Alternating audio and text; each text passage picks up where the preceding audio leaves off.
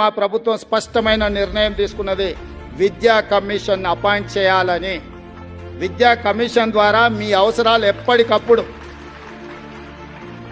ఎట్లయితే minority commission, ఎట్లయితే మహిళా కమిషన్ అపాయింట్ చేసి ఎప్పటికప్పుడు వాళ్ళ సమస్యల్ని ఫిర్యాదు చేసుకోవడానికి ఒక అవకాశం కల్పించి ఆ సమస్యల్ని పరిష్కరించడానికి, ఎట్లయితే కమిషన్స్ ప్రభుత్వాలకు రికమెండేషన్స్ ఇచ్చి ఆ ప్రభుత్వాల సమస్యలు పరిష్కరిస్తున్నాయో, మా ప్రభుత్వం స్పష్టంగా 2 ప్రాంతాలను ప్రత్యేకంగా గుర్తించింది.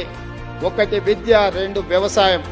తొందరలోనే విద్యా కమిషన్ అపాయింట్ చేయడం ద్వారా నిరంతరం మీ సమస్యల్ని పర్యవేక్షిస్తూ మీ సమస్యల పరిష్కారం కోసం పాటుపడడానికి ఒక నిరంతరం పనిచేసే వ్యవస్థను ఏర్పాటు చేయాలని మా ప్రభుత్వం నిర్ణయం తీసుకున్నది. ఈ విద్యా కమిషన్ని ప్రాధాన్యతతో తీసుకొని మా ప్రభుత్వం వీటిని ఎస్టాబ్లిష్ చేస్తుంది.